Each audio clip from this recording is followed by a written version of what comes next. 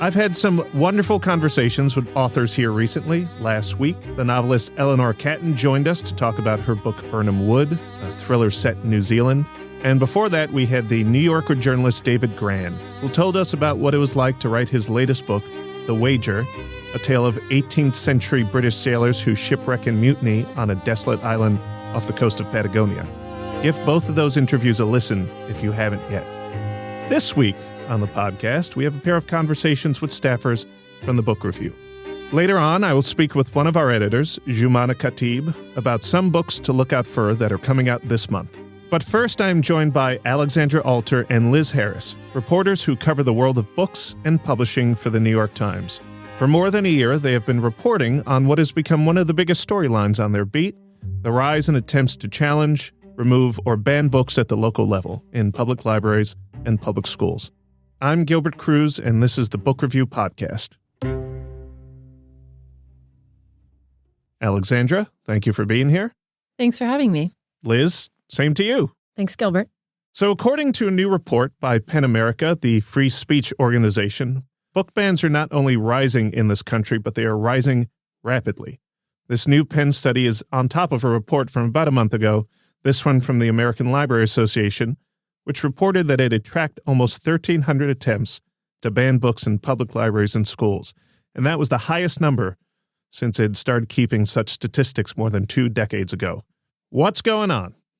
Well, it is amazing to see both the upward trend in book bans, but also the ways that the process of getting books banned has evolved. And this has happened really quickly. It started to take off right after the start of the pandemic in 2021. A lot of parents were kind of alarmed about school closures. A lot of parents' groups started forming. They took up this mantle that they call the parents' rights movement. They started targeting books in classrooms and in school libraries. And from there, we've seen a lot of the book bans that have taken place in the last couple of years coming from either organized groups or from new legislation, which is a big shift from what librarians had tracked in the past, where they would see usually just a couple hundred attempts to ban books each year. And most of those were from concerned parents who had seen what their kid was reading in class or what their kid brought home from the public library. And usually those disputes were resolved quietly. And now you have people standing up in school board meetings, reading explicit passages aloud, things going viral on social media, big lists of books that people want to see banned. And so because of this movement, we're seeing the same books getting targeted across the country, as opposed to different people reacting to what's available in their kids' school or library. And one thing to keep in mind is the numbers that we have from the American Library Association or PEN America are the best numbers that are available, but they're tremendous undercounts. Even those organizations themselves will say, partially because it's a big country, it's difficult to know what's going on in every library district, every school district, they gather what they can, but also because part of what's happening now, which Alexandra mentioned, is legislation that can be statewide legislation that changes the way entire states, entire districts have to curate their libraries. And so it's not just a book here and there. It can be dozens of books in a district. It can be thousands of books in a district that are being pulled off the shelves either temporarily or for a much longer period of time. I do think that one of the more interesting factors in this movement is how organized it is. Liz, I was wondering if you could tell me a little bit about who are these groups and what are they trying to achieve? So there are some groups that have been around for a number of years and have been working on this issue for a while, like Florida Citizens United. They have been lobbying the Florida legislature for years to change the rules around books and about how you challenge a book and that sort of thing.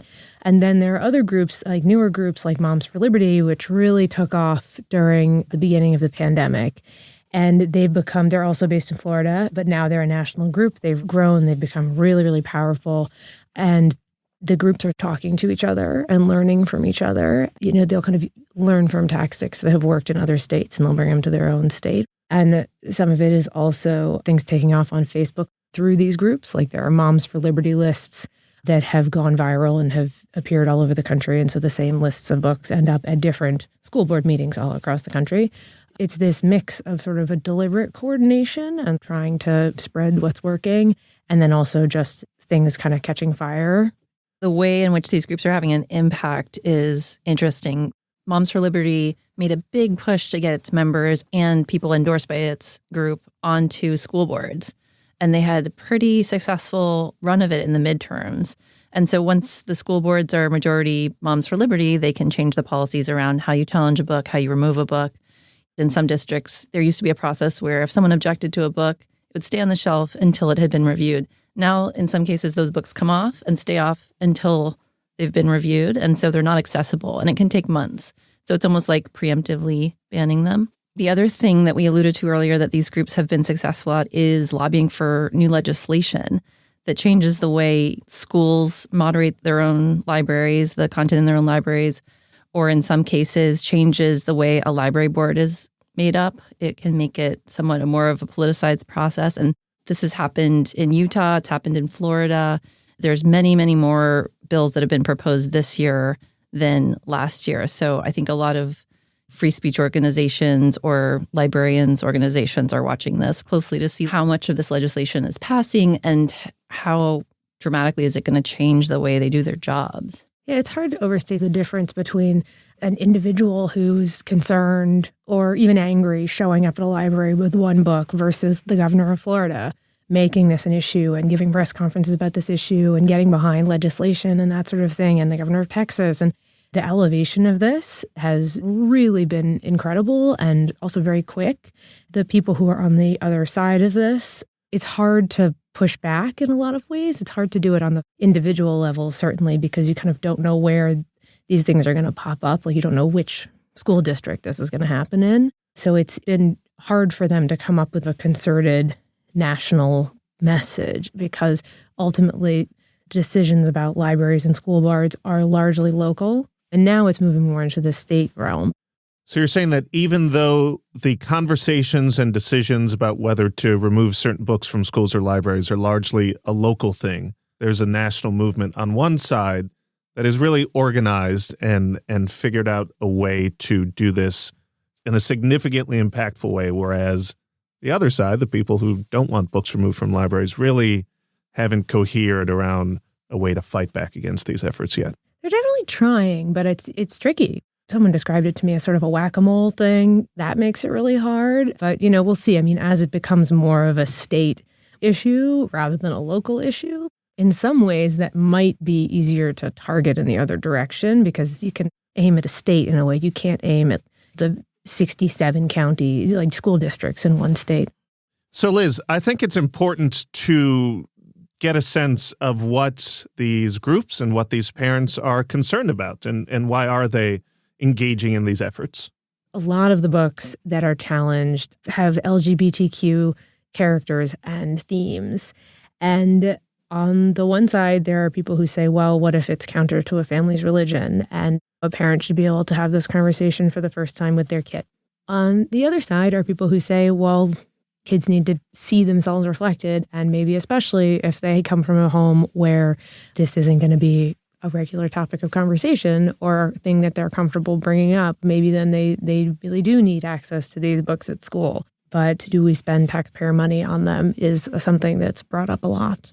So in addition to books about LGBTQ families or young people, it also seems like a lot of the books that are being challenged have to do with race, have to do with people of color.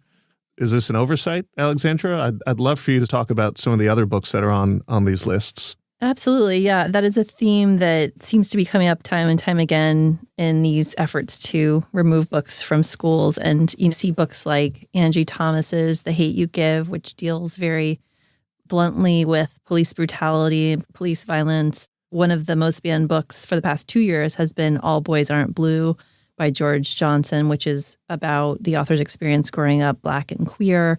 Often books that deal with both subjects are extra banned. But as Liz noted earlier, we've seen efforts in red states in particular to limit curriculum that deals with racism. And I think as a result of that, we've seen some of these books get swept up in the legislation that's limiting what students can access. That's certainly a theme that both the American Library Association and Penn have identified as one that is inviting a lot of scrutiny and drawing a lot of censorship efforts. So, Alexandra, on your Twitter account last week or the week before, you distributed a chart that showed just how rapid the rise in book banning attempts have been over what period of time was it?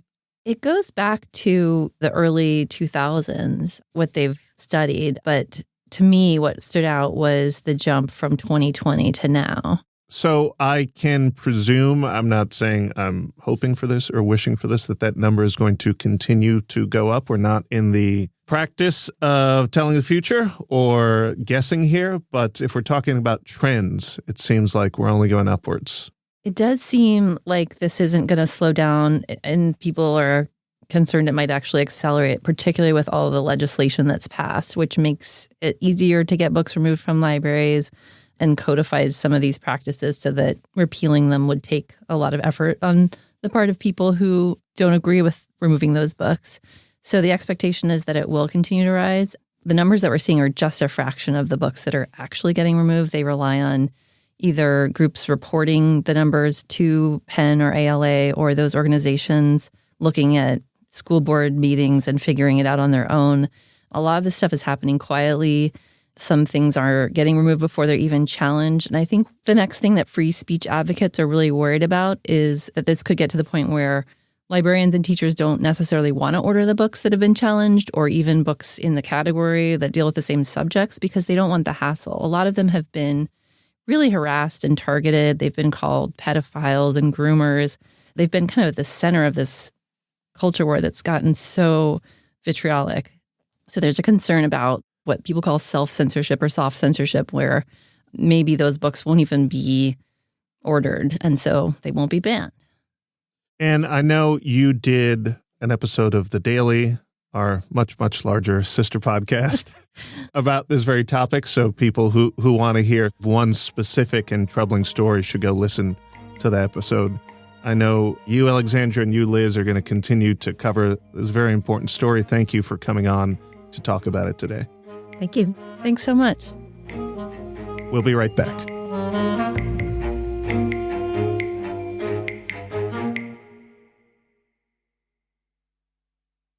Welcome back to the Book Review Podcast. I'm now joined by Joumana Khatib, an editor at the Book Review. Joumana is here to tell us about some big books coming out this month. Hi, Joumana. How are you? Hi, Gilbert. It's Hello. nice to be here. I'm excited. This is almost like an astrological forecast for books, except it's going to happen. So you write our monthly previews. It's like 11 books coming out in April, 13 books you should read in May.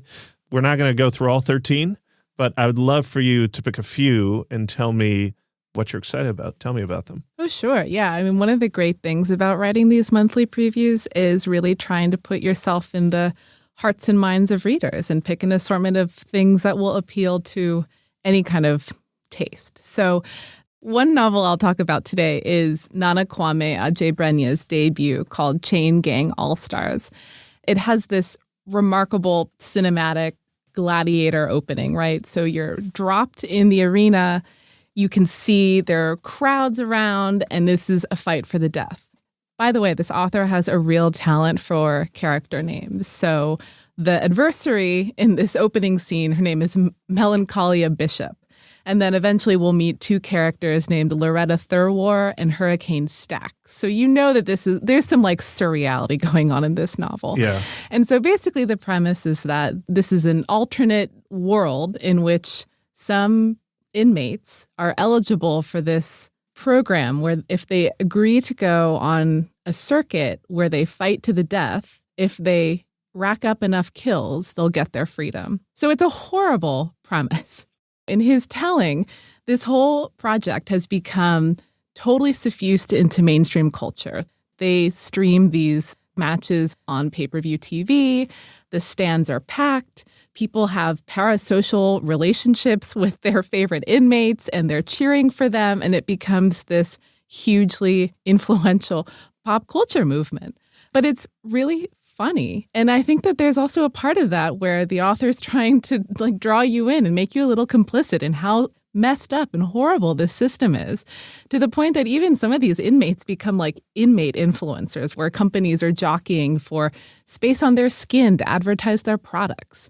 We had a really good line in our review by Giddy Nathan, who notes that some of the author's best fight sentences sound as if Joe Rogan had fallen into a trance and assumed the diction and rhythms of Toni Morrison, which I think tells you everything you need to know about the book. Oh, my God. I don't know when you're going to see those two names in the same sentence.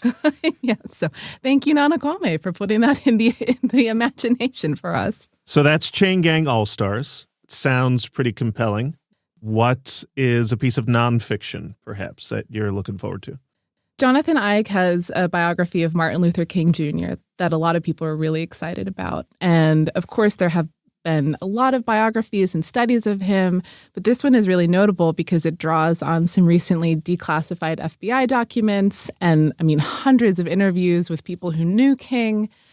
Eig is somebody who, he's written a book about the birth control pill. He's written a definitive biography of Muhammad Ali. So he's really able to get his arms around these big totemic cultural shifts in these figures. He's pretty clear from the outset about one of his goals for the book, which is, of course, everybody knows who Martin Luther King is. We can all recite the I Have a Dream speech, and he's been rightfully exalted into our culture. But a lot of what's happened as we sort of accept him as this nonviolent advocate for peace and change has effectively defanged him and really occluded our sense of who he actually was. In preaching nonviolence, he wasn't by any means passive. The author is pretty clear that he wants to dive into some of those contradictions. This is a man who was a reverend who cheated on his wife throughout his life, who hid his smoking from his kids and chewed his nails and all this stuff. So that's really the narrative force of the book. It's a quick read. It's a big book, but it's a really quick and episodic read, and I learned a lot. Let's go from something giant, something big, to something bitsy. Okay, yes, this is perfect for anybody who might have a fractured attention span or only a few minutes in between subway stops. Who among us? It couldn't be me. Yeah. So Samantha Irby, who is a hysterical essayist, has a new book coming out called Quietly Hostile. Her last book came out in 2020. It was called Wow, No, Thank You. Ended up being a perfect thing to read during the pandemic. Presciently timed, we'll say. She's irreverent. She's a little scatological. She's deeply funny, the kind of self-awareness that I think must only come from years in therapy that thankfully she is delivering to us in the form of a book. So this collection opens up in February 2020. She's been working in Chicago on a TV show. She's also a TV writer. You start to feel the claustrophobia of the pandemic really close around her. She realizes she needs to get back home to Michigan to hunker down with her wife. And I don't know if there's a body of literature about gas stations in America, but I would put Samantha Irby in there. She's talking about whether she can afford to keep going or if she has to stop at her favorite rest stop.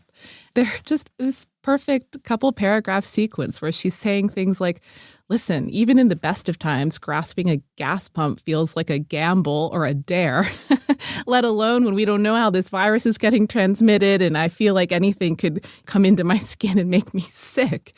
And it really captures, now with the distance of some time, how panicky and terrifying those times were, but with enough distance that we can almost laugh or take a moment. What we went through was terribly traumatic, but to the point that we're able to transmute it into comedy or self-reflection.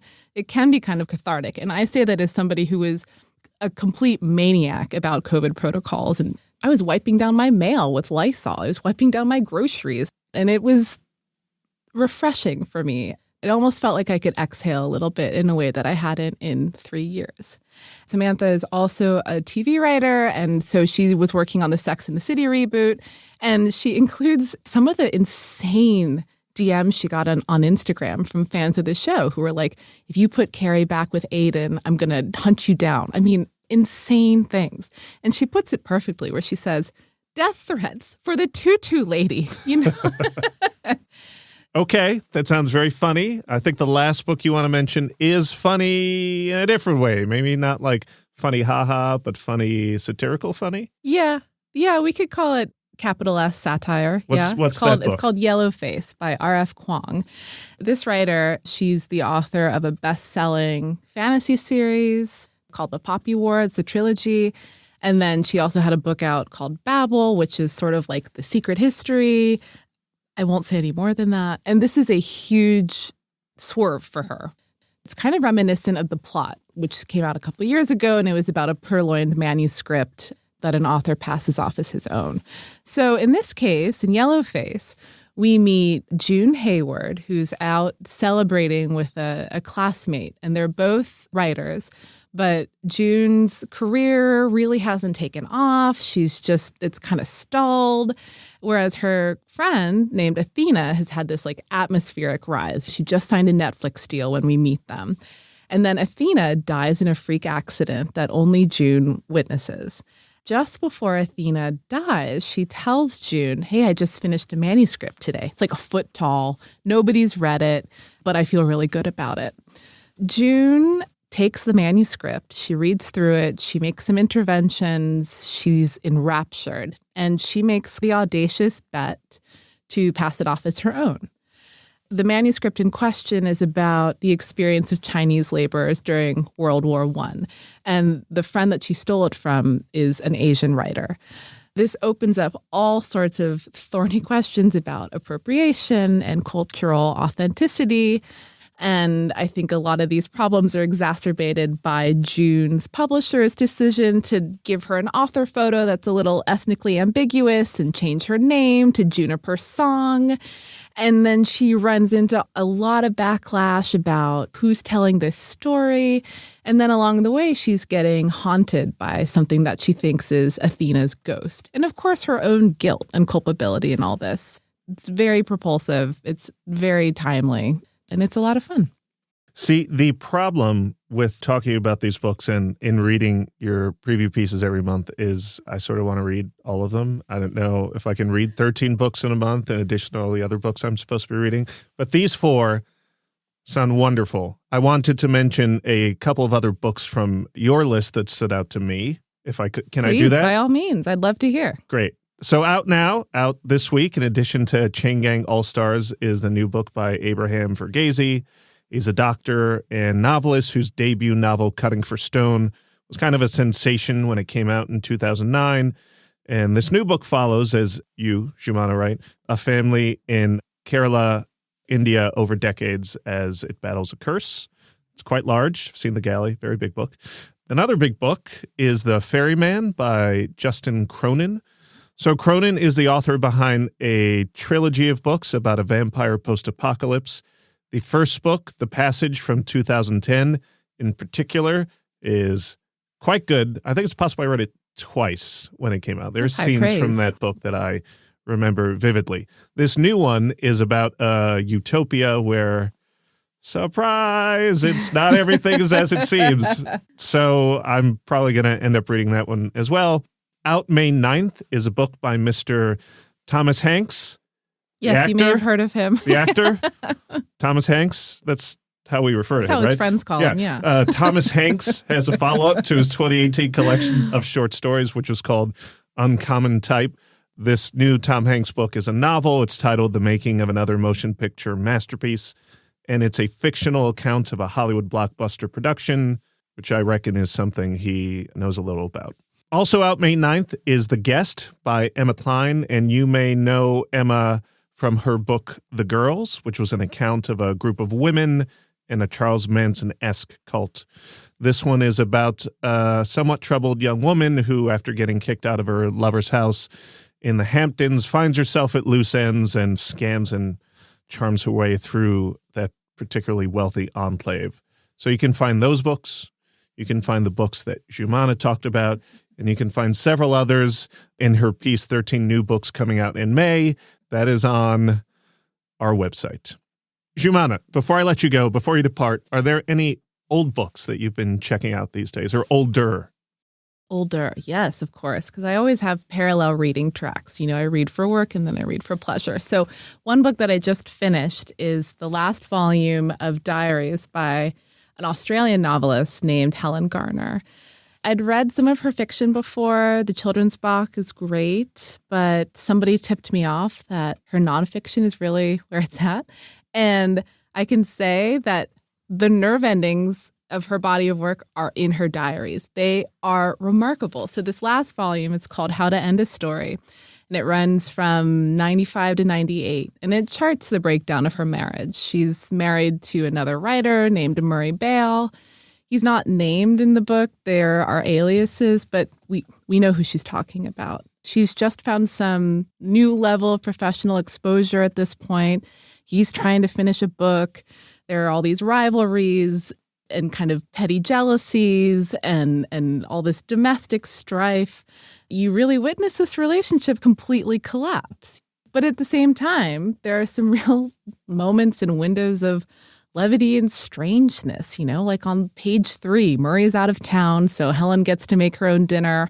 And she has 10 boiled cloves of garlic and pineapple. And I was thinking, yes, this is somebody whose diaries I want to read. Maybe not have dinner with her, but I want to read. That's gross. That's gross. I'm out. I'll try it and let you know.